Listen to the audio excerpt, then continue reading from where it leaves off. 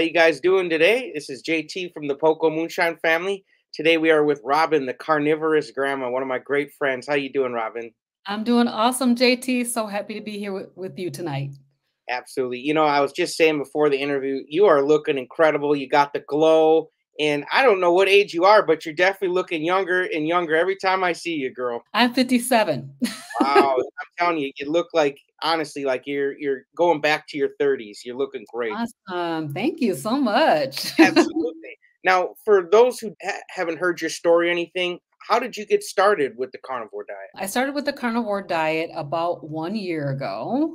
I just celebrated my carniversary on February 22nd. I actually found the carnivore diet. I mean, I had heard about it. I heard it from different people, like the zero carb. I can't think of her name right now, but zero carb. I heard about it from different people in the YouTube community. But the person who actually convinced me to try it was Dr. Berry, because I watched Dr. Berry go from keto to carnivore. And I was like, this is absolutely amazing. And I had really kind of wanted to try it, but I was afraid to try it earlier. After I watched him transition and do fine on it, I was like, okay, so he didn't die. So I can try it. So I convinced myself to try it. I had been struggling to get back on keto for like a couple of years. I fell off the wagon eating some sweet corn in the summer. And I just found that the carb cravings, I could not kick those carb cravings. February 22nd, I decided I would try it. I was going to try 90 days, and that's basically where it started. And now I've been doing it for a year, and I find it to be absolutely incredible. You're on 1 year, like you just said. What's happened with improvements in that time? So it started with IBS. So IBS was the main issue that I saw a resolution to really, really fast. And so within the first 30 days, for the first 30 days, I noticed that I had diarrhea, just straight up, which was the opposite of my normal state, which was IBS with constipation. So, but I knew that I was going to do this for 90 days. So I just kind of stayed the course through that. Plus, I kind of figured that something's going on with my body, and I needed to clear out. So IBS with constipation was the main thing. And that really has been resolved. And I've had that since I've been an adult. All my adult life that I can remember, I've had this issue with constipation. I have found that I need less sleep, and I see I'm bouncing. So I'll stop. I'll try to stop doing that. I guess I have some energy. More energy. And the less sleep is really interesting because I've always been a person who slept long.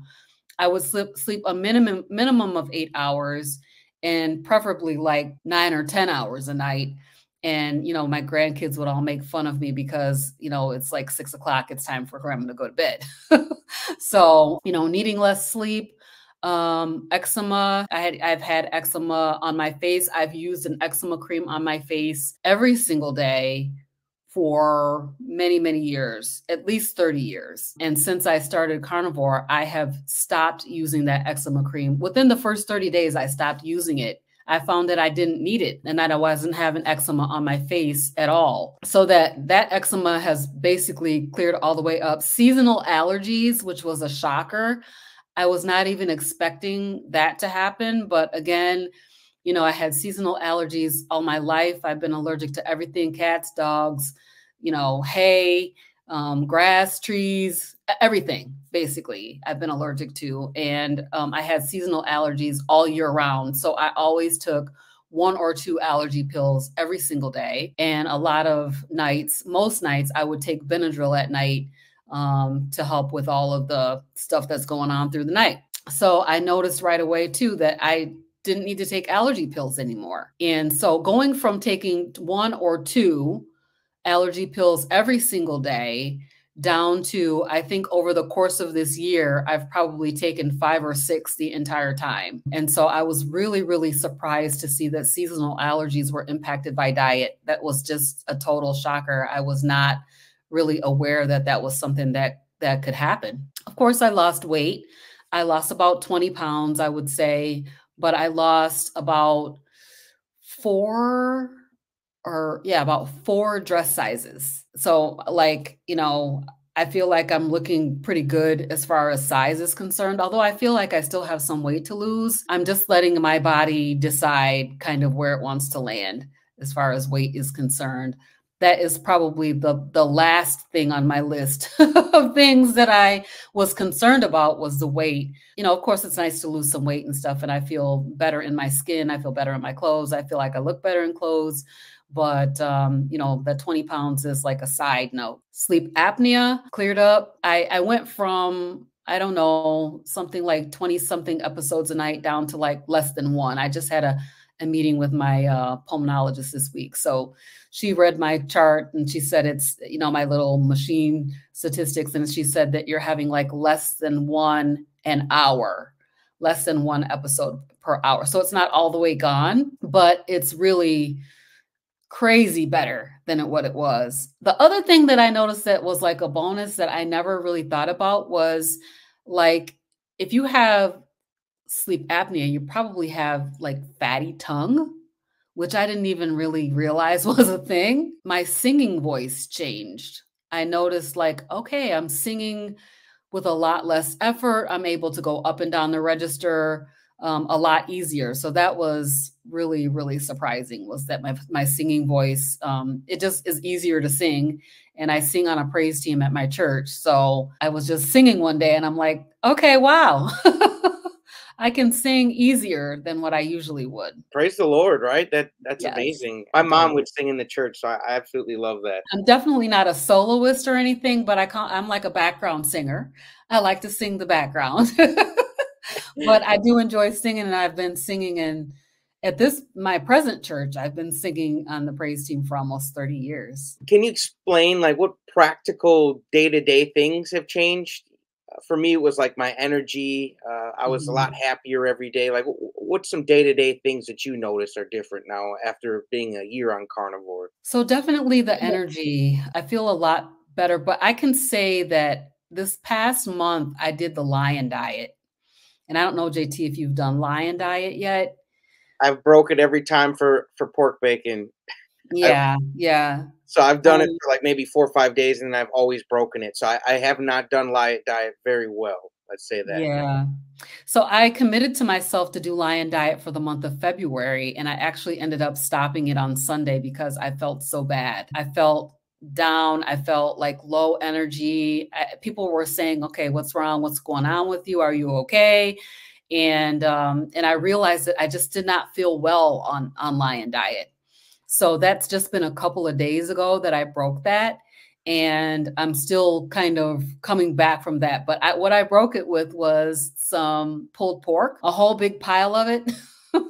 And I immediately felt better after I ate some pork. And I have had some shrimp since Sunday. And I do feel better, but I feel like I'm still kind of recovering from that episode with the lion diet. That's interesting. So, anything else besides energy that you notice a day-to-day change? Yeah, so like the brain fog that I didn't even really know was there, actually, the brain fog is gone. I'm able to really concentrate and focus better than I could. My anxiety definitely is down from where it was. So I can say that anxiety is not all the way gone, but on a day-to-day basis, I notice. So like, let me explain to you what I'm talking about. I was having an issue where I was getting to the point where I was not going to be able to drive because I would have such a panic attack if I had to cross over like an overpass or, I mean, and anywhere you're going in town, there's like these little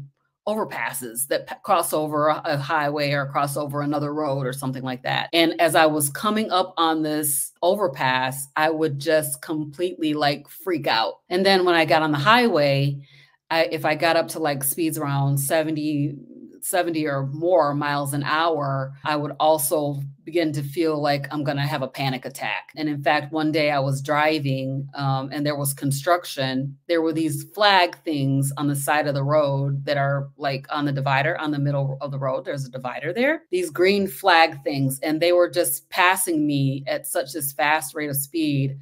I just started to freak out and had a panic attack and had to pull over and let my mom drive. So it was pretty debilitating as far as the anxiety was concerned. And I noticed that my anxiety is not gone, but it's so much better than it was when I first started.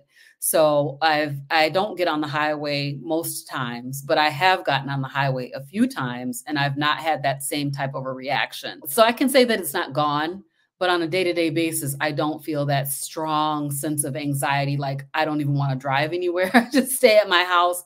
And I think it happened, during the pandemic when I stayed home. I mean, I literally stayed home because I worked from home all through the pandemic. I stayed in my house for like 2 years. The first year, you couldn't even go to the grocery store. You couldn't even go out, And so I basically stayed in the house for 2 years. And then when I came out, I found that I was like totally freaking out about everything. So very, very high anxiety. Today, I say that that's a lot better than it was. I'm able to notice in my body, like how I'm feeling about things, or, if I see certain things, like I was telling you about those flags on the side of the road. Same thing happened with trees, like the shadows from the trees. If they're flashing past me, it would give me some kind of anxiety. So I notice how I'm feeling and I'm able to, address it without having a full-on panic attack. So that's something that's really, really important to me, is to resolve the anxiety. And I know that a lot of people have said their anxiety has completely resolved, completely gone. I know Carrie talks about that his anxiety is all gone, but I'm still working on mine. I would suffer from panic attacks as well, and they're not fun. How are you dealing with cravings? Do you have any of those issues? I had some cravings when I was on the lion diet. I was just talking about this on one of my videos. I don't think I've posted it yet. For the last few days on lion diet, I find myself craving things that I haven't craved this whole year, like cake. I saw some cake somewhere and I was like, "Oh, that looks, and I hadn't even thought about cake, even during the holidays, when we're having all the cakes and cookies and pies and everything. Never even phased me. But on lion diet, I had a craving for something sweet. So, but I don't really have too much cravings.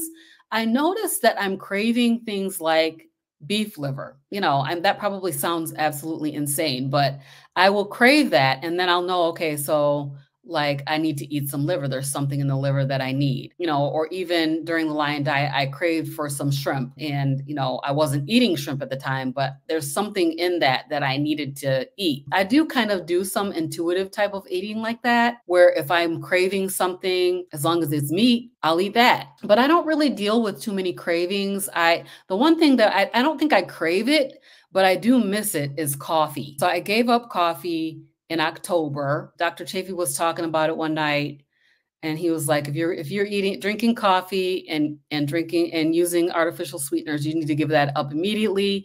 So the next day I gave up the sweeteners.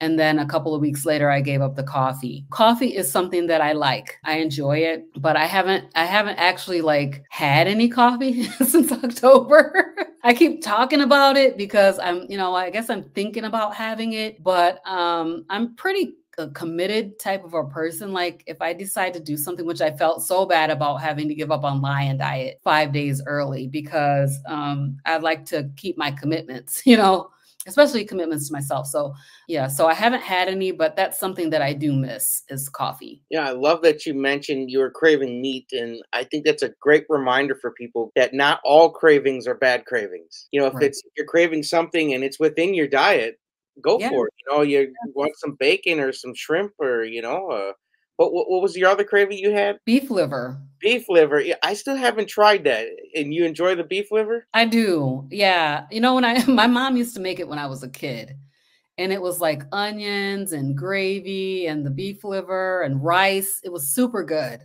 I didn't like the liver, but I liked the gravy and the onions and the rice.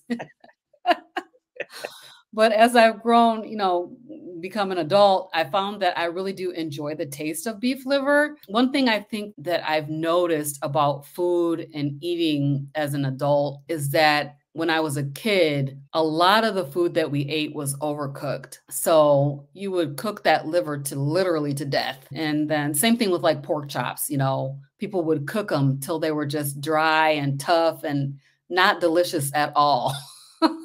So, you think you don't like things, but it's probably because they've been overcooked. So I cook the liver perfectly and then just eat it with some salt and it's absolutely delicious. It has kind of like a sweet taste, I would say. I mean, if you start eating it, you might find that you're craving it because it's pretty good. Growing up, I used to pat my bacon with paper towel and, to get the grease off it. And a burger would get out and I'd pat it because I was told as a youngin, that grease that's all bad for you. And now we know that's not true. And it's just Yep. now I'm dipping the bacon right back in the bacon grease. Like there's not enough grease on there now.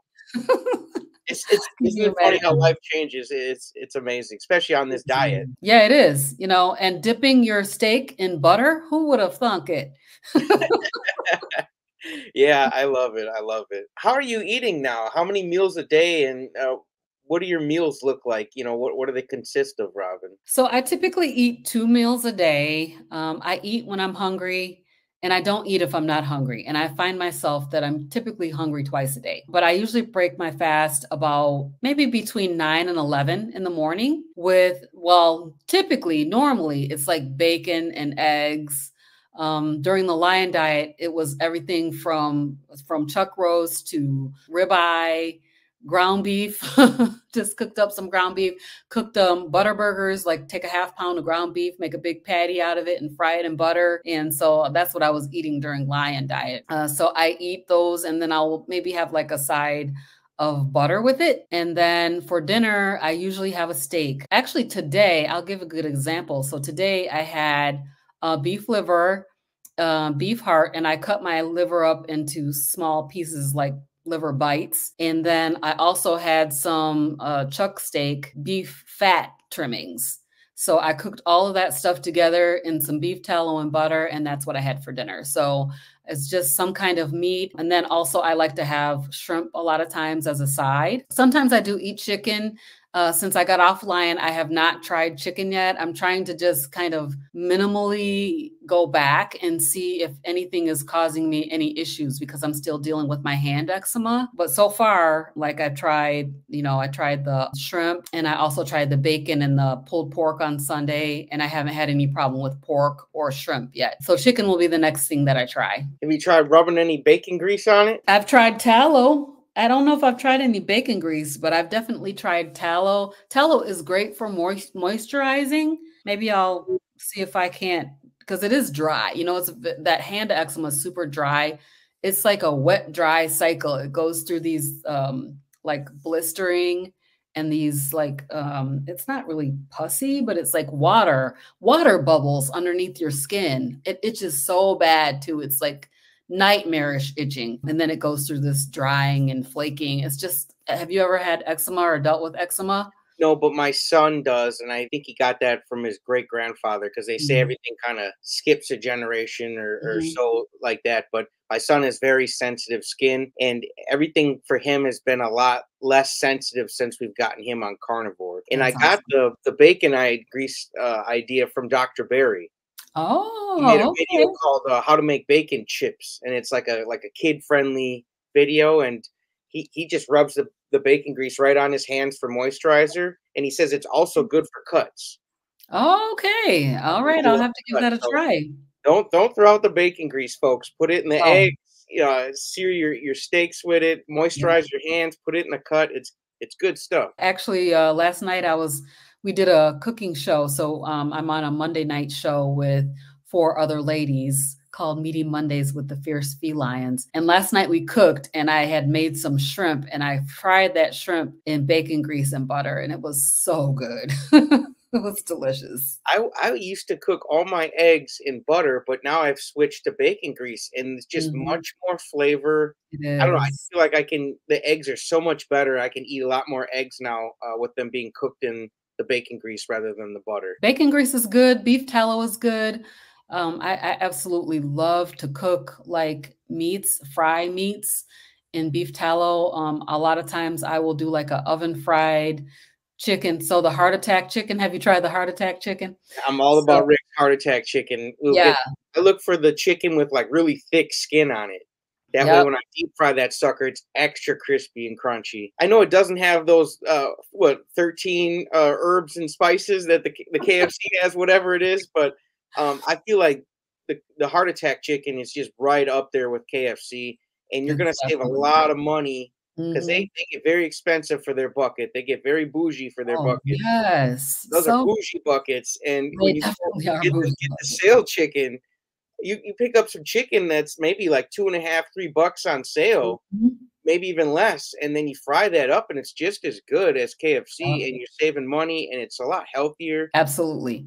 So I do a version of Rick's heart attack chicken, but I do it in the oven.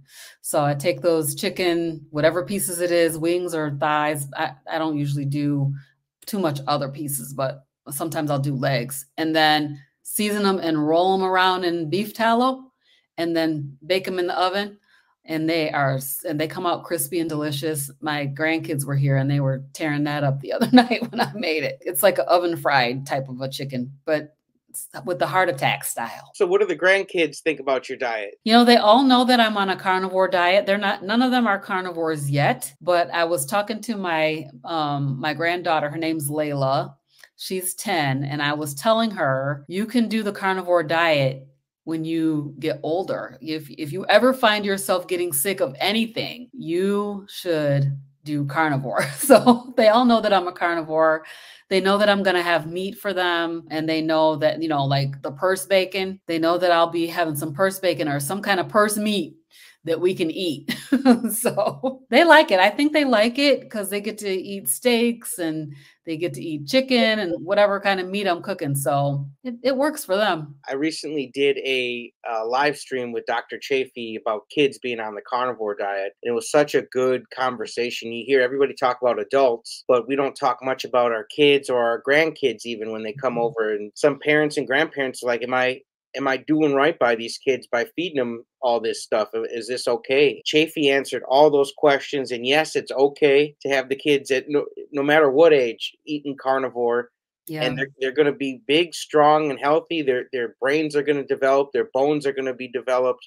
They're going to get taller than us. They're going to be more muscular than us. So it's Yeah. very important. I think it's amazing that they've got a cool grandma like you in their life that can show them the way. And if they ever your kids ever say, hey, maybe lay off a little bit for the grandkids, you can always shoot them that link to the Yeah. interview I did with Chafee and be like, here, check this out. This should answer any of your questions. I definitely will share that interview with Dr. Chafee because that's an awesome point. That is a concern that I have. Of course, I'm the only person in my family that's a carnivore. I really wish that other people would, like try it. My husband's easing his way. He's easing his way onto it. So, but I mean, I mostly cook meat, so that's mostly what he gets to eat at the house. Yeah, if you So, don't like cook yourself something else then. yep, yep. So, sometimes I'll make him a vegetable, but most of the time I'm just like, okay, I made the meat. So what does he say or think about your diet? He's fine with it. He's fine with me being on it. I think he is from the school that says you have to have vegetables. And I think he knows that that's not actually true anymore because of all of the, Dr. Barry and all of the different people who are talking about it. And then plus me, he's watched me do this for a year and he's like, "Oh, you're fine. You're doing fine." I think he's good with it and he knows that this is a proper human diet. Even if he still wants to eat a little bit of veg, he still can. He knows that this is a proper human diet, but it's hard. It can be hard for people. Those cravings are intense when you're still eating sugars. Those sugars talk. This me and him used to talk about this years back when we first did, heard about keto. Like sugar will talk to you and tell you that you've got to have this or you've got to have that. And then you hear people saying like, I could never do that. I thought I couldn't do it too. I thought that when I first heard about it, I thought I just disregarded it because I thought that is crazy. I could never do that. But come to find out, I can do it. And I'm definitely planning on continuing to do it for the rest of my life. Never say never, they say, and I think that is so true. You've been on this carnivore diet for a year, and we were just mentioning a second ago cravings. What Mm. tips could you give someone who's just starting out? And I know for me, it was the first 5 days. It was like craving monsters that flashing in my mind. Like, what would be a tip? What helps you when you're having cravings, Robyn? So, my tip would be to eat something. Eat something that's within your dietary plan. Bacon is great for cravings. If you're having cravings, eat some bacon, eat some butter. Butter is also very satiating and very filling.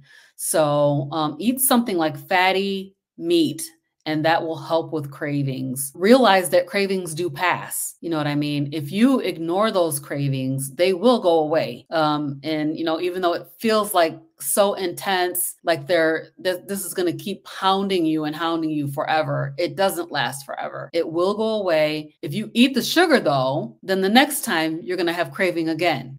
Try to just not eat the sugar, eat something that's on your dietary plan.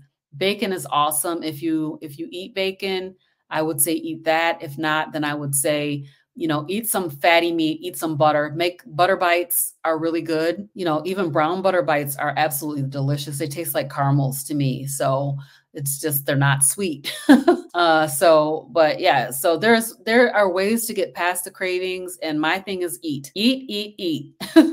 I love that advice. Now you're on this for a year, so you've had some time to think about it. This question I'm going to ask you: do you think this is something you can do forever for the rest of your life? Do you think this is sustainable? This diet? It's absolutely sustainable. I can't imagine going back. One of the things that I've noticed is that, and I've had a few vegetables over the course of this year. I tried cauliflower once. I had a reaction to that.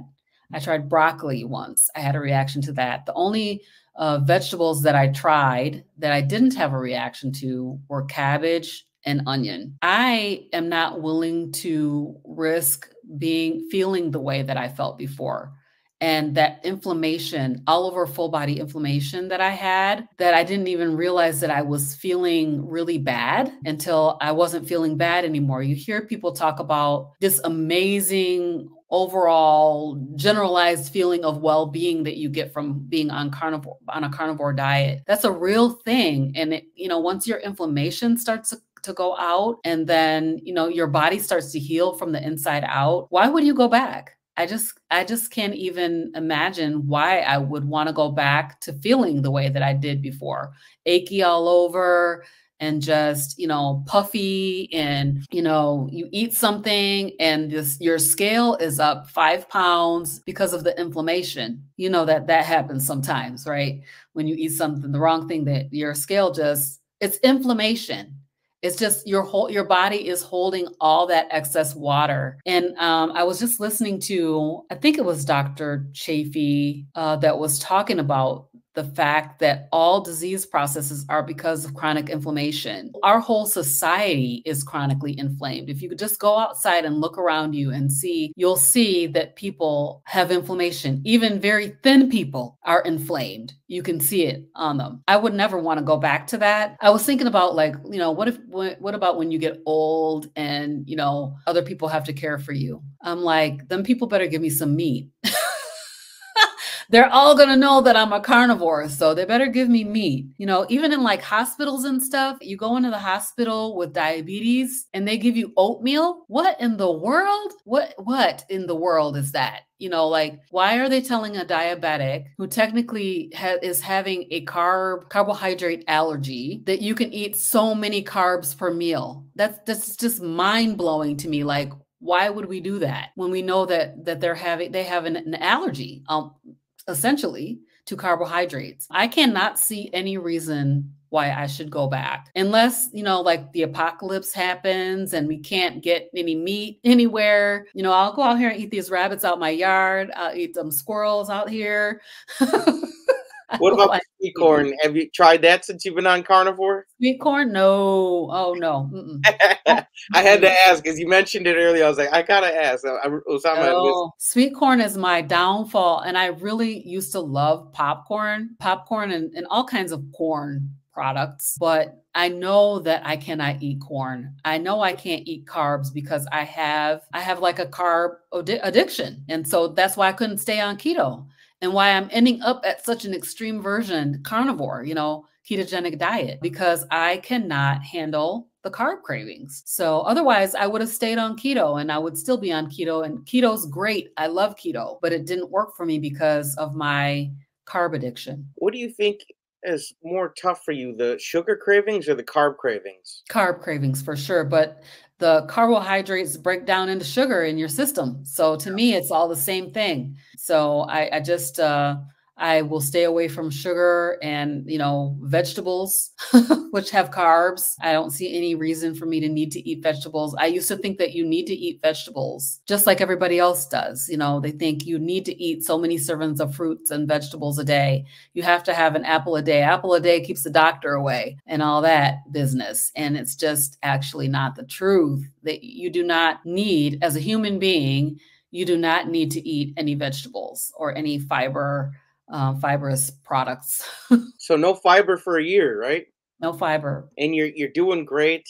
You know, and I was talking with Carrie and Chafee about popcorn, and Chafee says, ditch the popcorn and just drink the butter. He's like, you'll be just fine. So for me too, the popcorn is so terrible. Like when we go to the Milwaukee Zoo by me, they have these like little wagons, like red, nice wood wagons, and they cook popcorn in there at the zoo. Gosh. I have to speed walk so fast, Robyn, past, because when I start smelling that, I'm like, oh Yes. my gosh, it's right. And then you see him fluffing it all up with his scooper, you know, and then I'm just like, oh my gosh, like get me out of here. And it's like I was just fine. And then that smell. Basically, I'm talking about triggers. Do you try to just stay away from your triggers, or do you face them head on and headbutt them right back? What do you do for triggers? I think I face them right on. You know, I love popcorn. My grandkids come over here, and when they come, they want to have microwave popcorn. They always want to have that when they're here, when they're watching a movie or whatever. And so that is something that would be a trigger for me. But somehow I'm just able to ignore. I guess I just know in my head, like, I cannot have popcorn. It will make me sick. Somehow I've convinced myself of that. Certain other things, like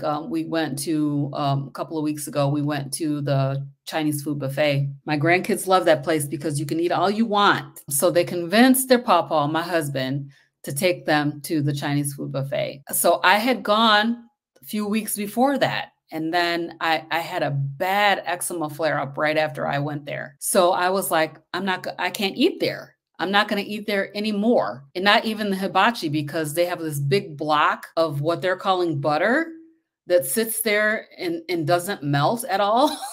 You know, what is that? So that's what they put on the grill. I just prepare myself. I went to McDonald's, grabbed the hamburger patties. I ended up having a reaction to those patties, but yet and still, my thing is to be prepared.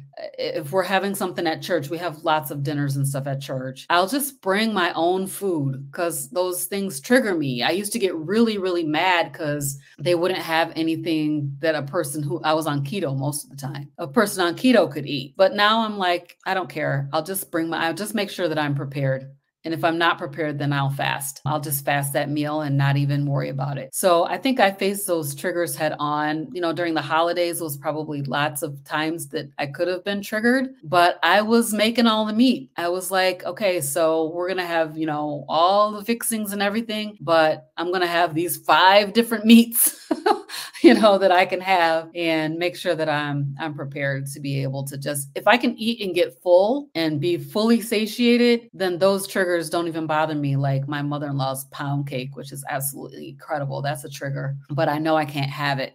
So I just like make myself prepared. Great advice. You know, and just to double back quick on the microwave popcorn. A couple days ago, I was reading an article. I heard this lady talking about how terrible. She's a doctor. I forgot her name, but she's talking about how terrible the microwave popcorn is. And I was just curious, and she had a link because I caught the end of what she was talking about, and Mm.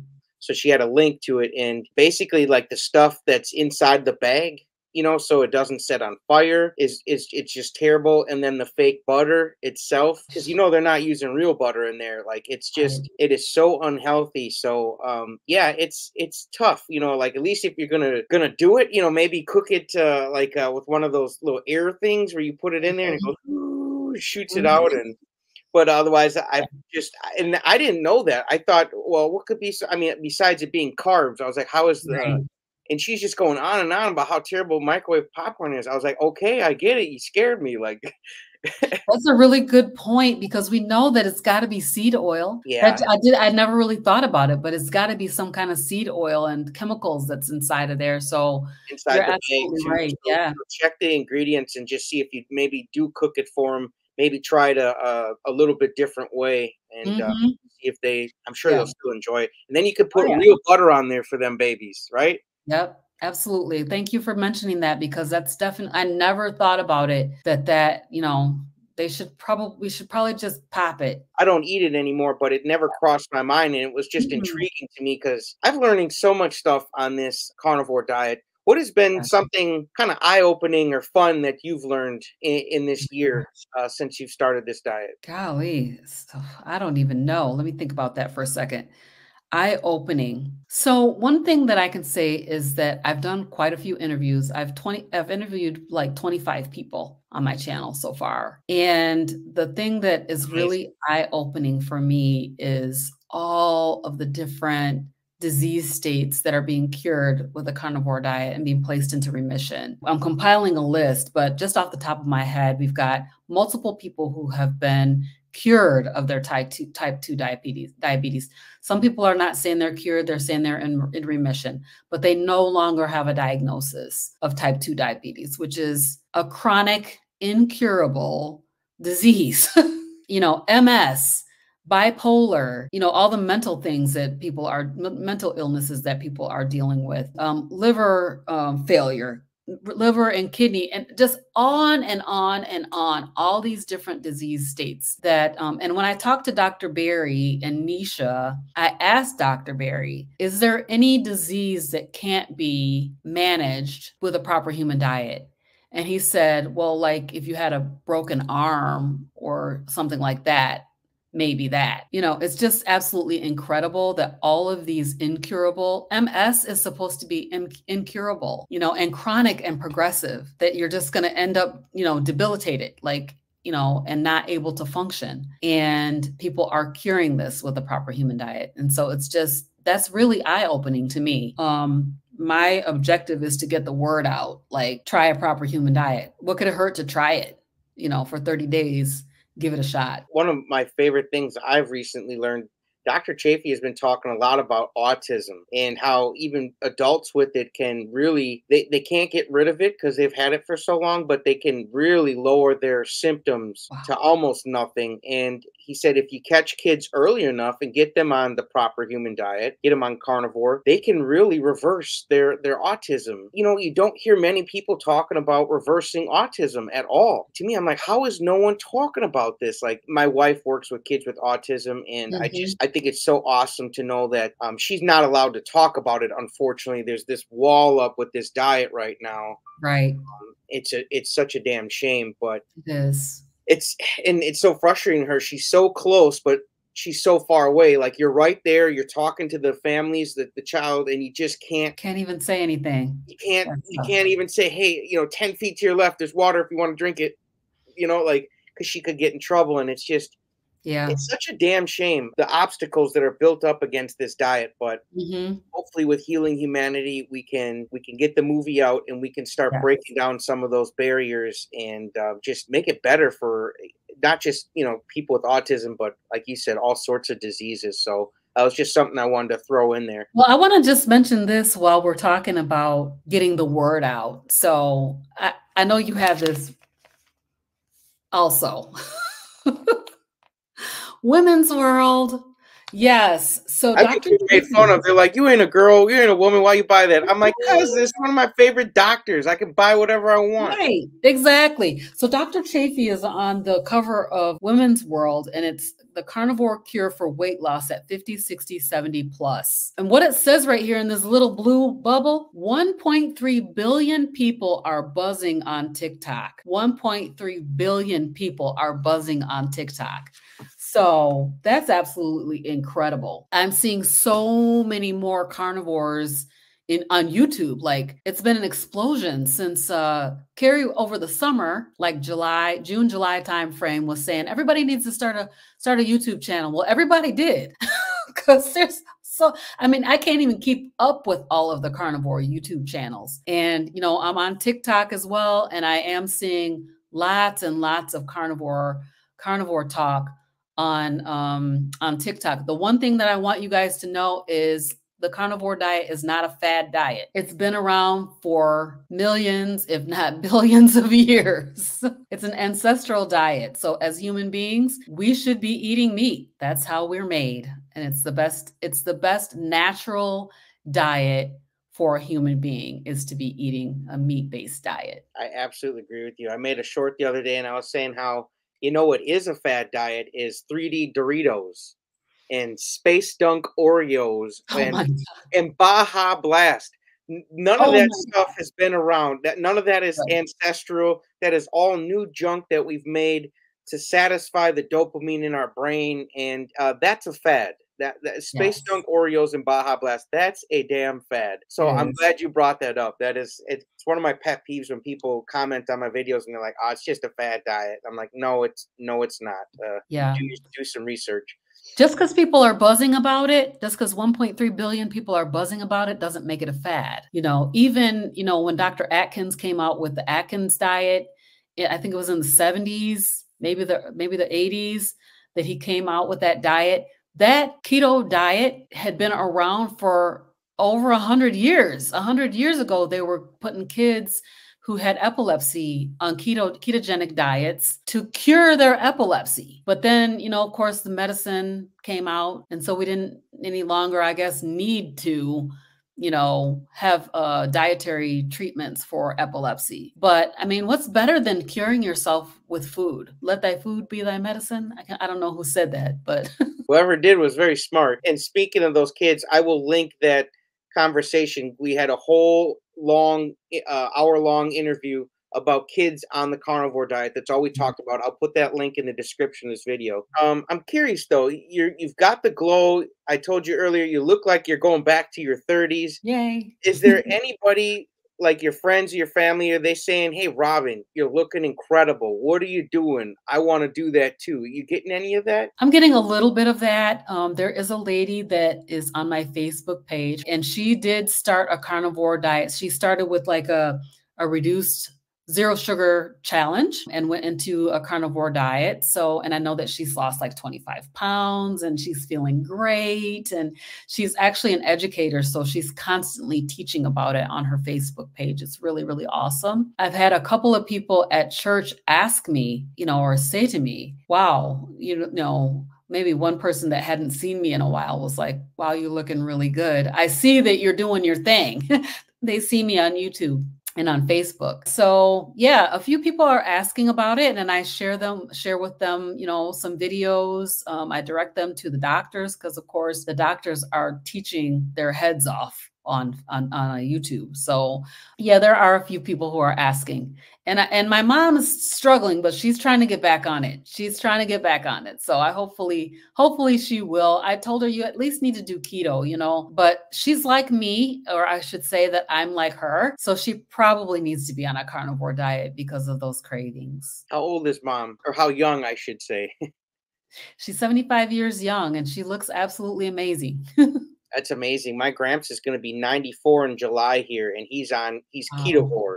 He's doing Good ketovore, for him. and he's feeling good. And he used to have this really big old belly, and Mhm. it's not so much a big belly anymore. And he Wow. feels his back doesn't hurt as much, so he's just absolutely thriving on ketovore. And I support him on that, whether it's carnivore or keto. You got to support your family, and I think you're setting a Absolutely. great example. I would love to see bellies in my life going down because that there's like fatty organs under there, it's like so concerning. Yeah. And just that a simple dietary tweak could change all of that. Now I want to put you on the spot for a minute. Let's imagine you've got someone standing in front of you. What would be your elevator pitch to them for them to at least try the diet? I would say to them that if you have inflammation in your body, if you're having aches and pains, if you have any kind of illnesses like type 2 diabetes, high blood pressure, kidney disease, liver disease, if you have more weight on your body than you want to have, even if you're underweight and you want to gain weight, try it for 30 days. What can't you do for 30 days? You can do anything for 1 month. Just make a commitment to try it for 1 month. And then you'll be able to see, is it something that you could do? I think that we think we can't do a thing before we even try, and that's really sad that we tell ourselves I could never do something, and that prevents you from trying. So my pitch is, if you have anything wrong with you, you need to try a proper human diet. I highly recommend carnivore because it's an elimination diet. If you don't want to think of it as a carnivore diet, think of it as an elimination diet.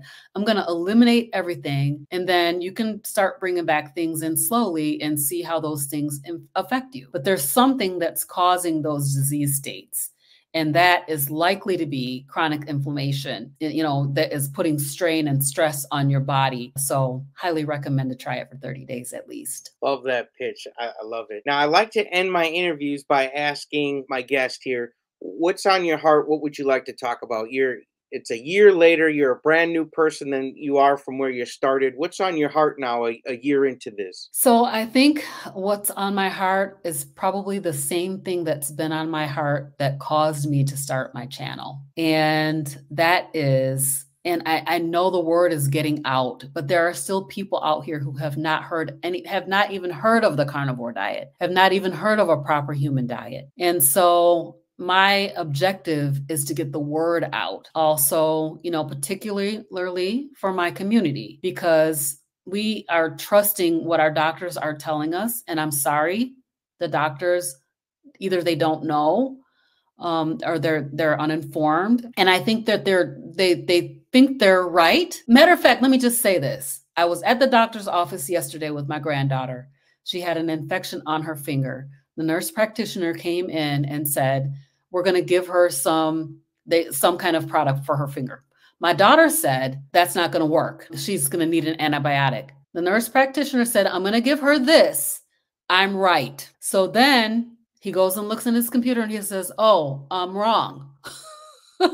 I'm wrong. You're right. And so that was such a great example to me of, the confidence that we have that we're right about a thing. Just because we've been taught something all of our lives does not make it right. And we know that this world is sicker than ever before. I think is it 1 in 3? It may be even like 50-50 of people who have either type 2 diabetes or some kind of metabolic disorder now. Why is this? It's because of the food that we're eating. And so, my objective is to get this word out and make sure that people know that there is an alternative. Even if you don't want to go keto or carnivore, cut out the processed food, cut out the seed oils. These cause extreme inflammation. That's what's on my heart, is to just make sure that this word gets out. And, I'm not a doctor. I'm not a physician. I'm not any kind of a medical practitioner. I'm just a regular person who's showing you what I'm eating every day so that you can know that you can eat what you can eat on carnivore. And interviewing everybody, interviewing the doctors, interviewing the nurses, interviewing regular everyday people that are trying it and seeing how it's impacting their lives. Interviewing Dr. Barry. Yeah. No big deal, right? He's just got 3 million subscribers. No big deal. I know. I was just so proud of him. I was also proud of you. I saw you on there. I was like, go get it. Let's go. Yeah. So I'm super, I'm super excited about what we're doing with the carnivore diet movie, Healing Humanity, the power of a proper human diet. I think it's going to change millions and millions of lives. So I'm very, very thankful to be a part of that team that's working on that. Absolutely. I always tell Kerry it's going to change the world. He goes, okay, yeah, no pressure, no pressure. Now, before we go, plug your YouTube channel here, Carnivorous Grandma. What can we expect on your channel in 2024? You got anything you could let us in on? I'm going to be interviewing Dr. Caffee in March. I'm going to continue to try to interview physicians and practitioners, basically nurses and, dietitians. And yes, Dr. Caffee, he's coming on my channel. I'm so excited. And so, that's my objective, is to try to bring those doctors and nurses. I really want to try to get Dr. Ovadia, because my father-in-law just had triple bypass. They put him on a Mediterranean diet. He's still eating fruit and carbs. And I'm like, okay, Dr. Ovadia, I need to talk to you. So that's a person that I really want to get on my channel. I am doing, as I said, a Monday night show with the Felines. So it's Meaty Mondays with the Fierce Felines. We'll continue to do that every Monday night at 7 o'clock p.m. Eastern time. My interviews are on Saturdays, usually Saturday at 5:30 p.m. I have to adjust that time sometimes for different people in different time zones, but generally Saturdays are the day that I do my live streams. And then throughout the week, I try to do some cooking videos. So I have some thoughts about some recipes that I want to do and I want to present to my audience. And then also I do like Carnivorous Grandma Speaks. I do Carnivorous Grandma Walk and Talks and Carnivorous Grandma Keeping It Real, where we talk about some kind of an issue. Like I'm doing a Keeping It Real about this whole lion diet and the issue that I had with that. So, so more of the same. Hopefully some new things coming as well for this year. I could tell you got extra energy because you're killing it on YouTube. You got all this stuff going on, and I'm excited to watch you grow and your channel grow, and to watch you get the word out. And to help, if there's anything I can do, you let me know. And I've got my water here. Cheers to 1 year, your carniversary. I'm so proud of you. Cheers. I love you, and thanks Thank for coming you. on here and let me interview you, Robyn. Thanks, JT. It was great to be here with you again.